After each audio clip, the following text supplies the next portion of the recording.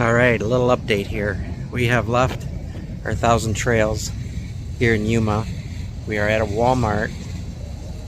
We are going on a date, and then we will be leaving Yuma right after this date. So let me show you where we're going. We'll go on our date, and then we'll come back and we'll do some shopping at Walmart before we go, because we're going to be in another campground for about a month. So, and we won't have a Walmart close by, so we're going to do as much as we can here. But let's get going on our date. Okay, we're here at Martha's Gardens for our date.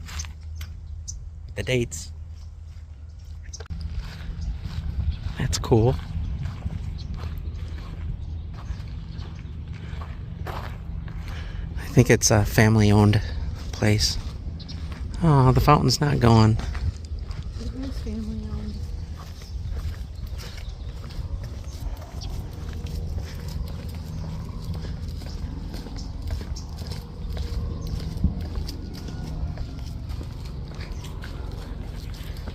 It's nice here.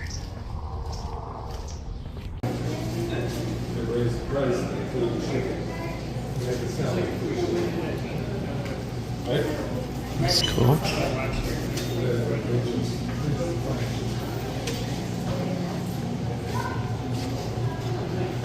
Ooh, chocolate dates. Ooh, milk chocolate. Ooh, yeah. My dad likes dates, I think. He likes coconut.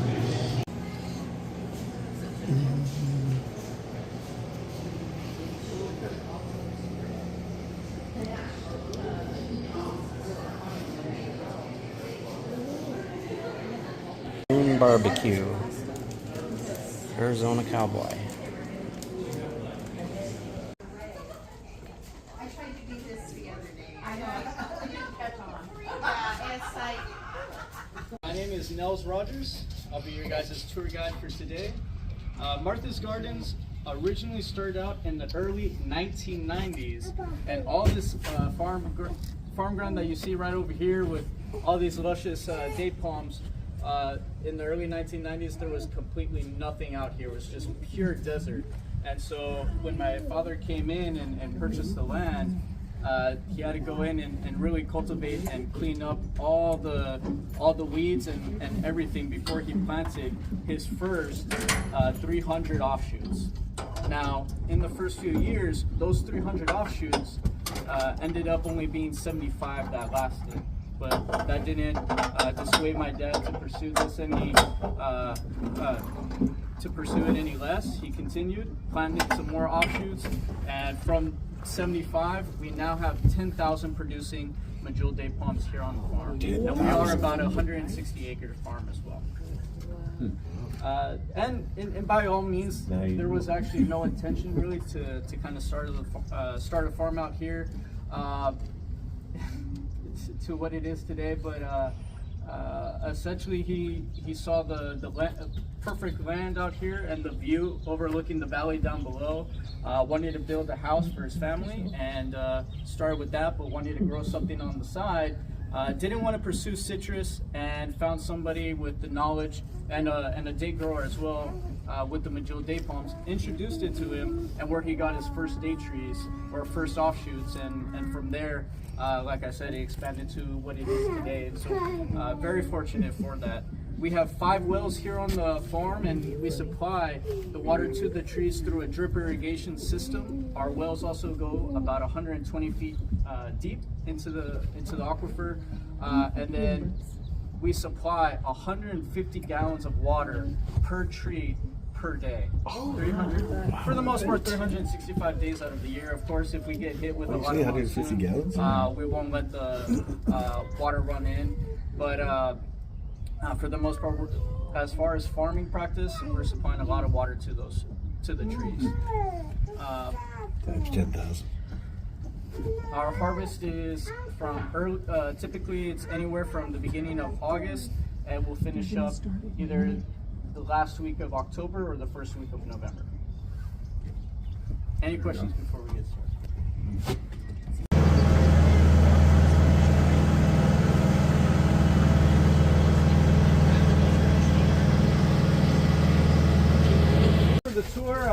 It was great.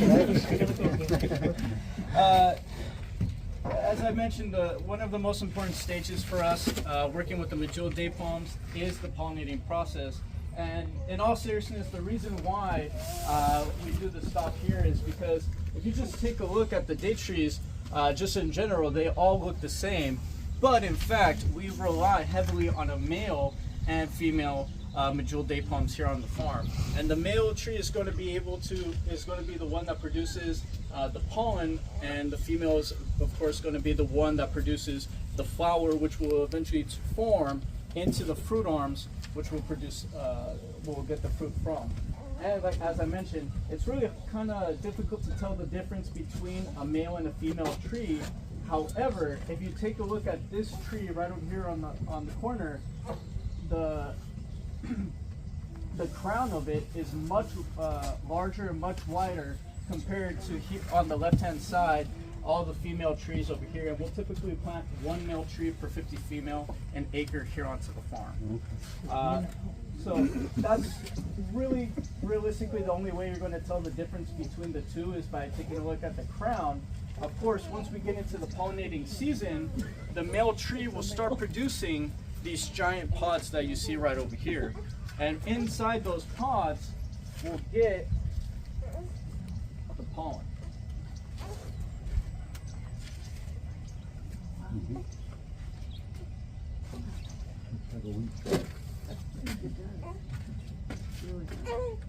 See the dust come up?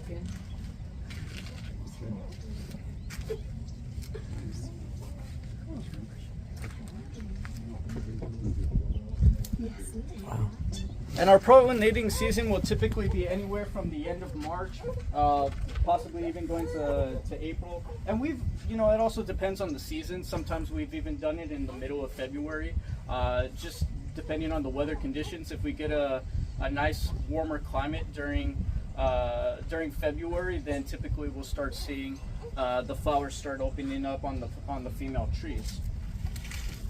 And this right over here is essentially what's going to be what we call at the beginning stage the flower on the female trees.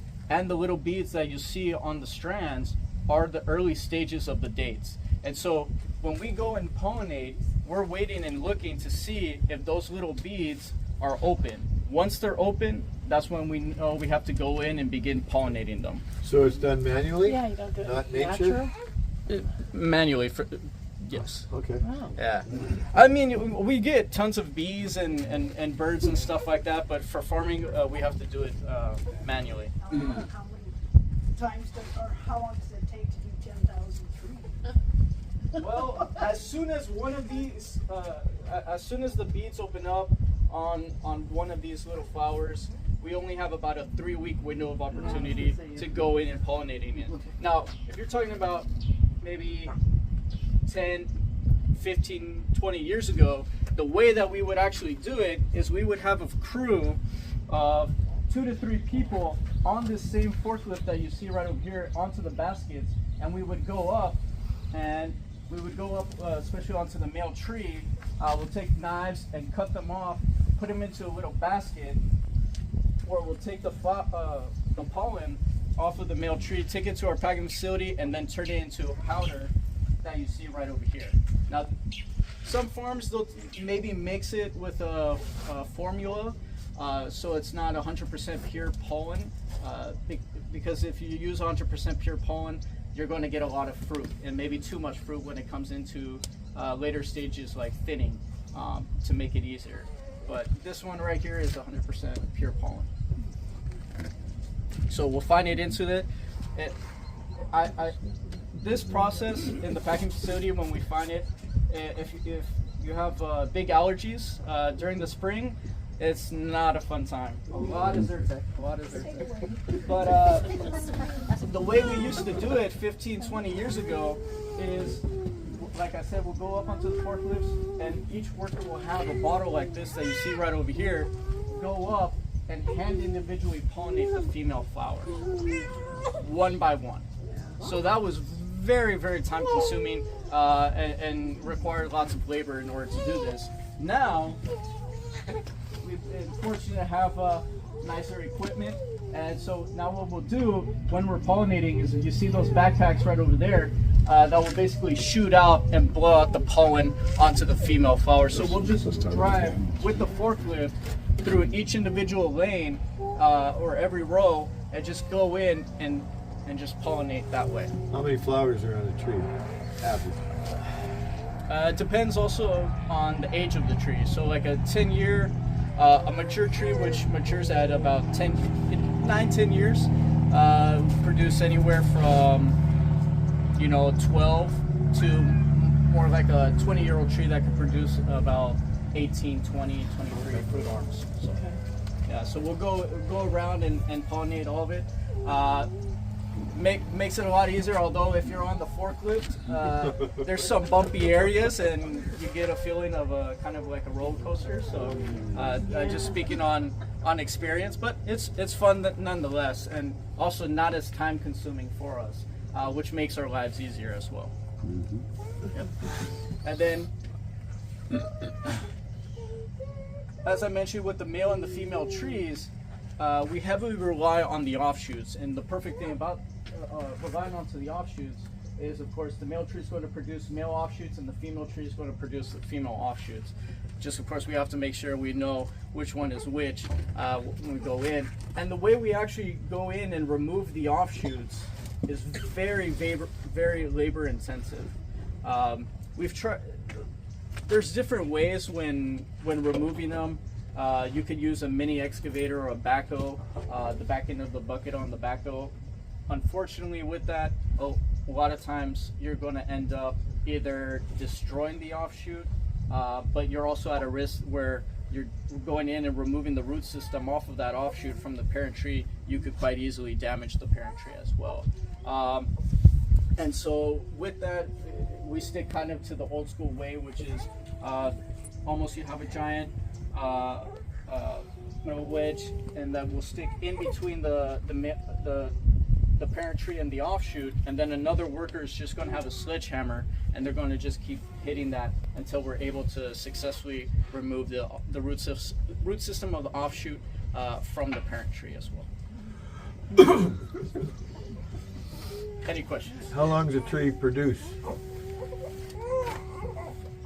As long as you keep giving it water, it can endless. Realistically, when it comes to working with the date palms, it's more a matter of height that becomes an issue rather than production. Like over in Coachella and the Indio Valley area, you're seeing like 60, 65 foot, almost 70 foot date palms, which you could not pay me enough money to go up on that high. But and then if it goes any higher, typically they'll remove those bigger ones and then they'll transplant a smaller tree in its stead and let it grow onto that. Yep. But production-wise, a mature female tree, depending, of course, on the amount of fruit arms, you're looking at anywhere from, over 100 pounds to maybe 250 pounds per tree. Yeah. Any other questions?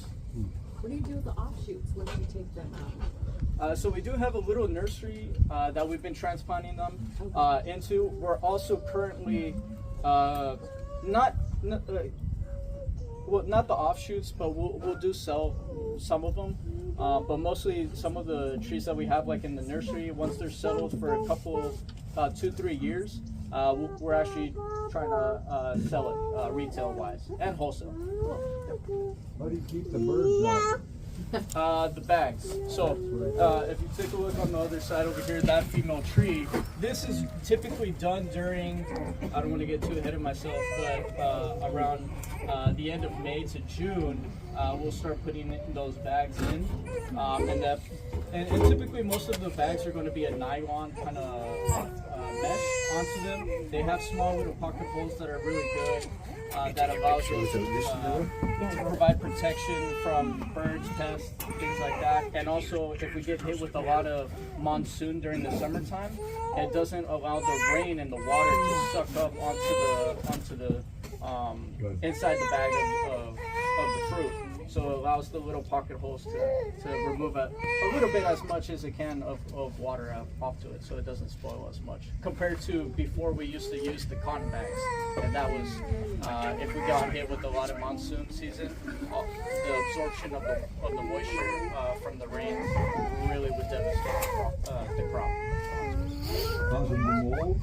Yeah, mold or spoil.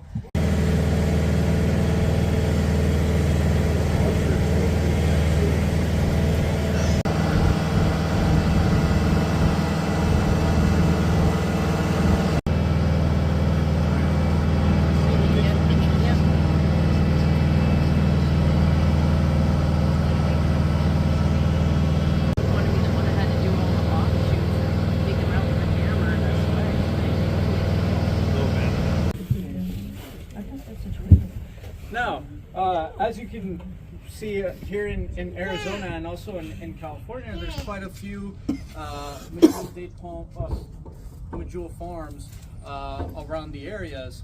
And initially, the medjool date palm's origin isn't from here. It actually originated from the country of Morocco. And in the early 1920s, a huge disease was spreading out, almost completely wiping out the medjool date palm. So these trees would quite easily not be around here any longer if it wasn't for the USDA stepping in, receiving word from the King of Morocco at the time, or the government of Morocco at the time to, I'll let the train pass it. Might be a long one. 1,000 different varieties of dates in the entire world. Well, how many do you have? As far as like farming specifically, it's just the medjool. Okay. Mostly the medjool. We do have 4 other different varieties.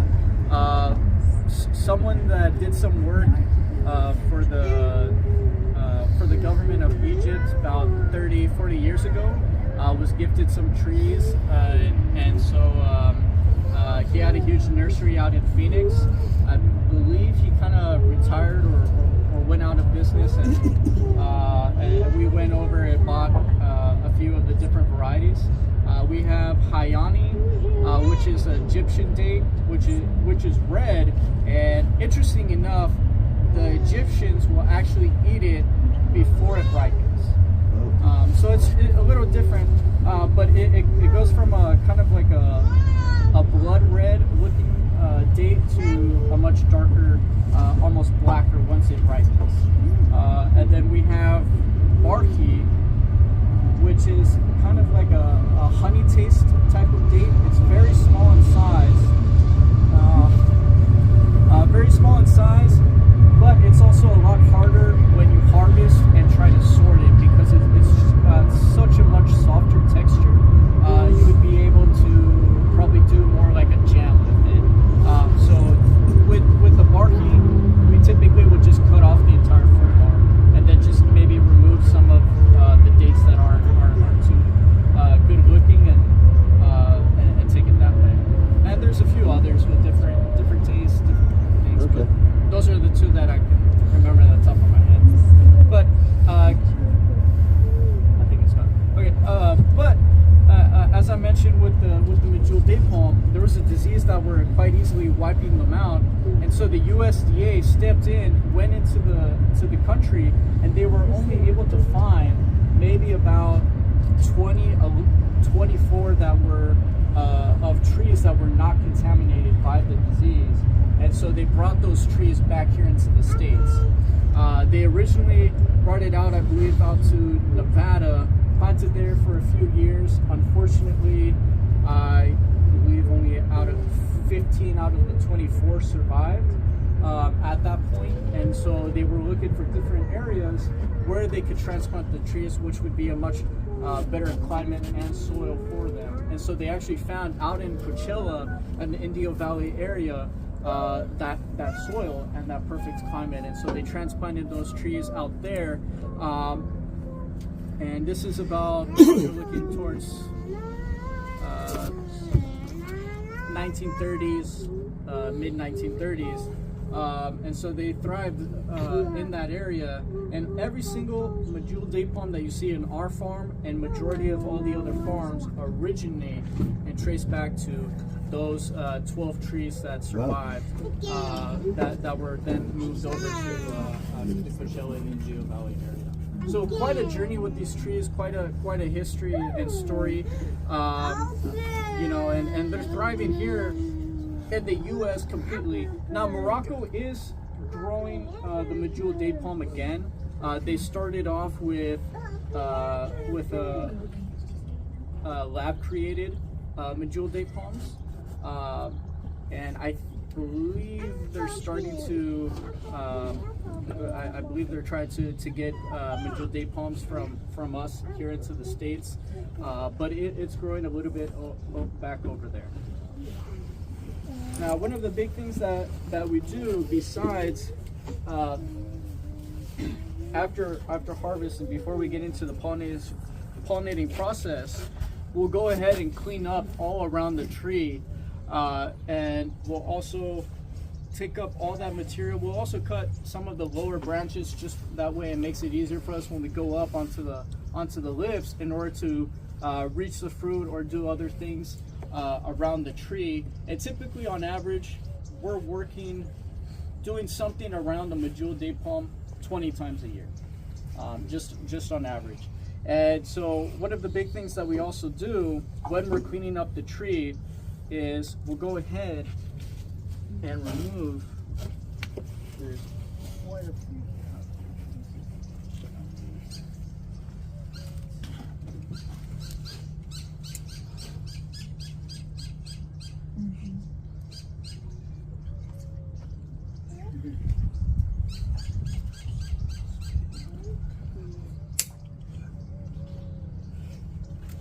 Cleaned it up too good.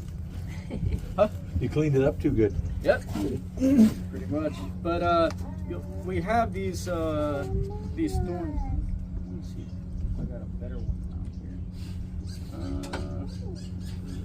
here. This one's perfect. All right. So every year the medjool date palm, the new branches will regrow these thorns that they'll have onto there, and this is not fun whatsoever with these thorns. So we'll go in and we'll take this kind of curved knife that you see over here. We'll go to the very beginning of the branch, and then we're just going to slice it off in this motion or in this motion. Or I know some guys that have done it going from the beginning of the branch down to the middle, but you really don't want to do it. Also my own experience, because you'll get poked if you don't do the other branch next to you quite easily. So it's better to start from the beginning and remove the thorns that way. And just this allows us to be able to really work around the tree. We'll typically trim all those thorns all the way to the center. If you take a look more closely, like on the center branches that are growing up, you'll see the thorns onto them. And those higher branches will go in this year and go in and clean up and remove those thorns. But it's not fun working with these. So. Oh, yeah. Oh yeah. No, and honestly, the bigger ones that are longer and like this, it's actually kind of, they're not as bad. It's the smaller ones that are much like where the thorn itself it's stronger. Those are the ones that are worse. Some birds like around at this time, but by the time we get into working around them, they'll fly away. They'll move into it. So we don't really have any issues. I don't know the name. I'm gonna be honest with you, but especially when we get hit with a lot of rain, they draw water to the trees. Quite a few times throughout the year, we have to go in. We'll remove the bubblers and clean it up, because from the water with the aquifer, it does plug the bubblers up quite frequently with the sediments that are in there, and so we're always going in and cleaning up to the around the tree as well, and recreating the trenches. This is also another perfect example of what I mentioned with the mini excavators or with the bucket on the backhoes, this is a small portion that was left over of the offshoot. This area is actually, you would consider the heart of the Medjool date palm, and so the root system's still connected to the parent tree. So we're going to actually, eventually, once we get into it during the summer months, remove it the old-fashioned way. But it's just kind of, it's a hit or miss, really, with when using like the equipment like that. And so unfortunately, we still have to use the old school methods when it comes to these. And then, of course, around May, May to June, you'll start seeing that flower onto on the female trees form into the great fruit arms that you see right over here. And then another thing that we'll go ahead and do once they're small is we're going to go ahead and cut off and remove the center of the fruit arm.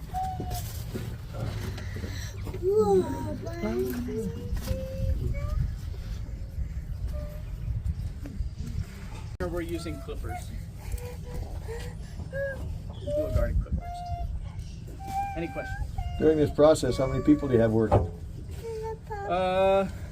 During this time, before we get into some of the more labor stuff, right now I have 12. We have 12 guys into the fields. Okay. In the fields, and then right now in our packing facility, we probably have maybe 18 people. Yeah. Once we get into thinning, which I'll go over onto our next step, that's when we get in and we'll have probably 30 workers onto the fields. And then once we get into harvest, we'll probably increase that number by 10 more people. And then in the packing facility, it'll probably be, more than 20 over there as well. So that's typically the season. But it works well for us because this is kind of, it's not really, but you could say it's like our off time of preparing before we get into like harvesting in August and everything like that, which does work well because our employees, after we finish harvesting, they'll go in and the seasonal employees, they'll go in and work like with the lettuce and the leafy greens and things like that. And then in the summertime, they switch back and come working with us. Any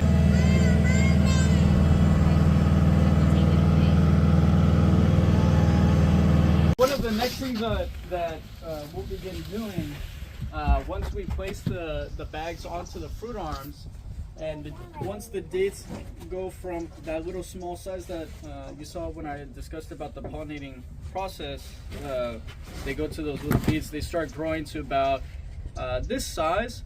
We'll go ahead and begin what's called the thinning process. Now the thinning process is very laborious for us, and this is typically done around June, towards the end of May, June, and what we'll begin doing is we'll take each strand onto each individual fruit arm, and we're going to thin about close to 50% off of dates off of those off of the strand. So say maybe a strand might have anywhere from 13 to 18 dates onto it. We're going to remove half of that. And that allows, and we'll typically do it by spacing, so we'll leave about 2 spaces empty for each date that's onto the strand. And that allows the date to grow much larger in size, and as they're not so close next to each other, you're not going to get like a lot of skin separation or skin peeling from the date with that. So that is one of the biggest, huge labor things that we have to do is the thinning process. It takes us to do the whole farm anywhere 6-7 weeks. Yeah, and during that time we'll have about 7 or 8 of these wonderful machines, and we'll typically have about 2 to 3 people on each individual belt, hand thinning. And that's all by hand, by the way, all done by hand. And you have to do it. And when it comes to working with the Medjool date palm as well, You have to make sure, if not, train your people to work with the fruit very well, be able to work with these trees, because especially with the thinning, the way you do it, you just slowly kind of twist the date to remove it.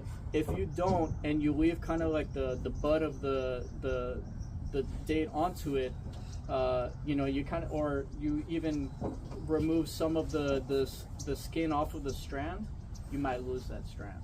So any little thing can quite essentially damage it as well. Another thing that we do, if you take, and this will be right before the fitting process, I forgot, so I apologize on that, but you take a look onto the fruit arms up top, they have that kind of curved motion onto that. That is not done naturally. That is us manually going in, and what we'll do is we're going to put our arm as close to the bottom or the beginning of the fruit arm, and we're going to slowly and carefully bend it to give it that curvature that you see there. Really? And then it's tied there. Yes. Oh, that's Yeah. how the screws are for. Yeah. So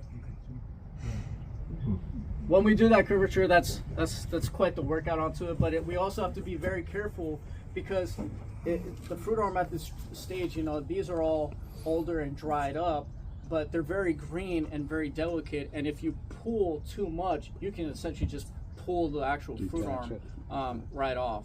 So you have to be very careful onto that process. And that also goes back into the sense of what I mentioned earlier, that we have to bring in experienced people working with the dates, or if not, take the time to really train them, to allow them to know what they're doing, and you know, in order to be successful when it comes to working with these trees. And so, well, after the thinning process, as I mentioned, we'll have the bags tied from the top that you see over there, and then tie onto the bottom. The Velcros that you see, those lasted, you know, the first, second years. But it's easier for us to just tie it ourselves manually with the string. But these bags have lasted us almost over 9 years. So this nylon fabric. So we've been reusing them every harvest, and then we'll just after harvest we'll remove the bags, clean them up, and then put them in storage, and then bring them out again. And as we get into harvesting the dates in August, we'll go in. We'll have these trees that you see over here. We'll have probably about 8 to 10 of these forklifts that you see. Everything gets chaotic and hectic, as you can imagine, but we'll typically, on about every other lane, we'll have 2 pallets stacked on top of each other. And so as we come down and fill up all the trays onto the basket, we're going to remove the trays, put them on top of those pallets, and then forklift will come over from the packing facility and then take those over to the from the field, and then take it over to the packing facility to begin sorting. We don't really do any sorting here into the field directly. If we see maybe a fruit arm that you know, say it's like maybe it was pulled off a little bit, and the fruit arm wasn't getting enough water, and it dried up, you know, all those dates and stuff like that, we'll just remove it. But we won't, as far as anything, we won't really do any sorting out here. But we'll have 2-3 people onto the lifts, and as we go in,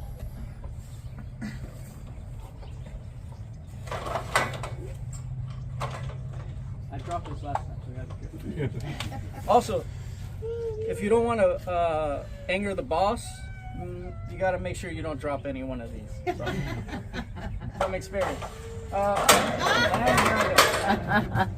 I got myself. So we'll go up onto the lift, and we'll go ahead, put our hand onto the top of the on top of the fruit arm, on the top where we tied it, and we'll just shake it a little bit and hold it to the bottom and shake it a little bit, allow some of the fruit to fall, We won't do it too extensively because we don't want all the dates that are ripened just falling in towards the bottom of the bag and then start piling on top of each other and mashing them up.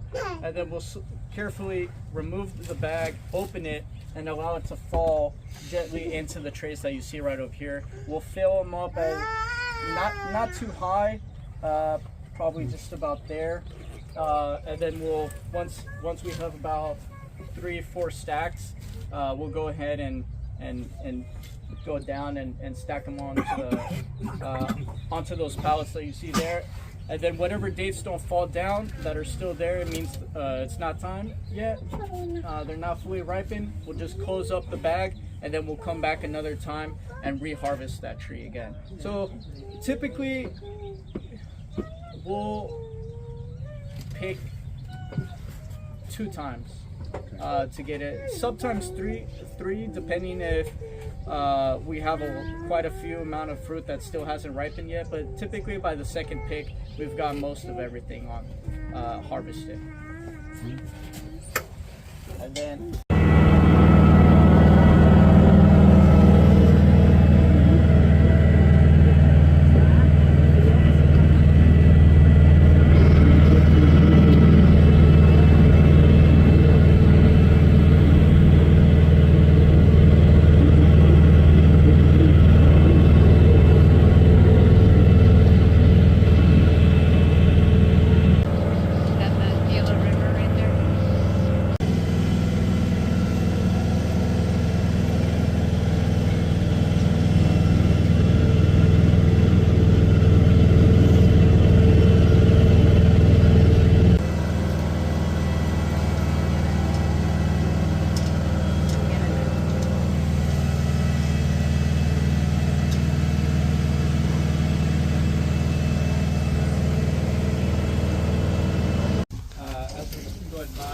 you'll notice on this field here, we got hit with a lot of the monsoon and a lot of high-powered winds, which unfortunately we lost a little bit of quite a few amount of crop. And this is kind of what I talked about, is what ends up happening with the dates when they have too much moisture and water, and they just end up kind of spoiling, as you see over here. And interesting enough, us as Medjool date growers, we actually don't have crop insurance. That's not something that we have just yet, although there are third-party companies that are working with the USDA to bring in do kind of like a specialty crop insurance, which will greatly help farmers like us, small-time farmers, in order to kind of cover the cost when it comes to harvest. But this is a little bit just of the aftermath. As I mentioned, when we went in and harvest, a lot of the bags of fruit, they just, from too much of that, the wind, and especially just kind of where we're located with the canal and over here by the canal, you really get more of the high-powered winds, more on this outside, rather more into the center area up to the farm. And so that's just a little bit of kind of what was left over onto it. We didn't get too much of a loss. I know in other places like in California and in Mexico, they did get hit a little bit harsher, so fortunately we didn't get it as bad. But as farmers, we always have to deal with all different types of obstacles, but push through it.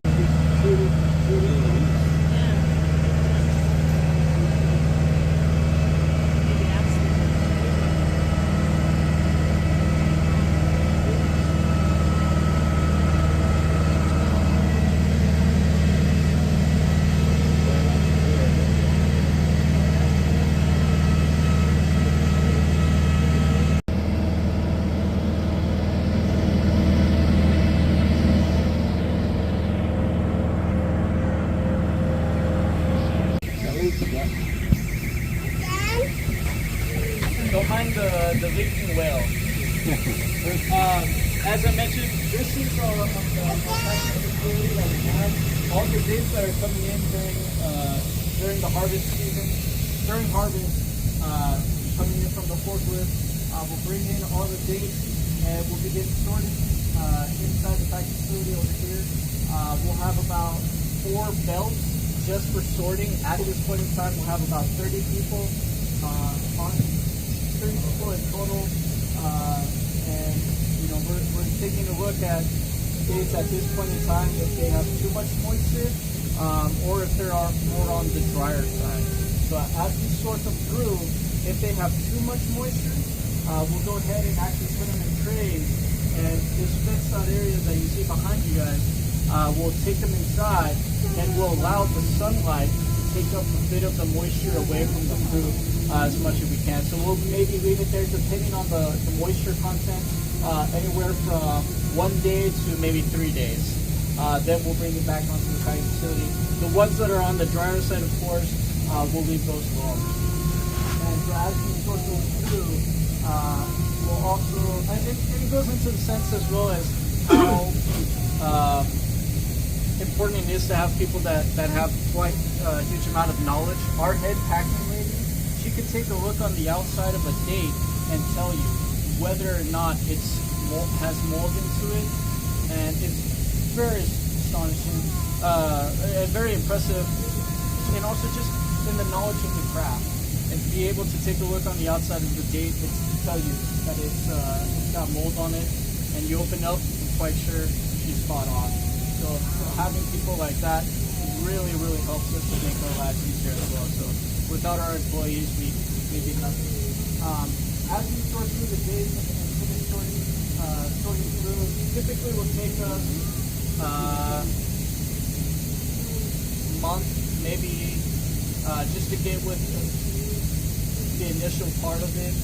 Depending if we have any orders, maybe we'll take that. Take some time off of that to complete the orders that we have, but if not, we'll try and get everything sorted through, put it into the freezers, and then bring them back out, in which we'll begin grading the dates. And also, as they're getting sorted and graded, we put them, as they're going through the belts, they're getting washed as well with osmosis water. And as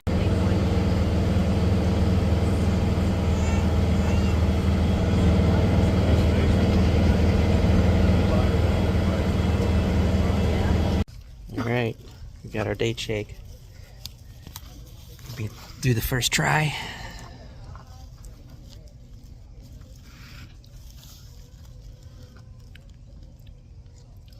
It's good. It's vanilla ice cream with chopped up dates. Try it.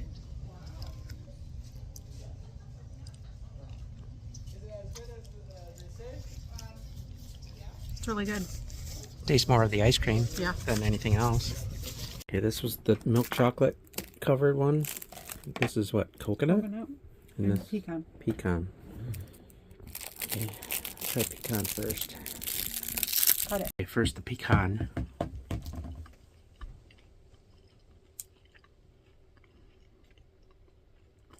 I guess the bottom line is you really gotta like dates. I mean, They're good. this one's coconut. I'm gonna like the chocolate one.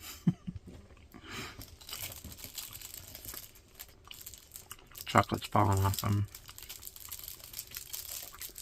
They taste both the same to me. And that's a date with chocolate on it.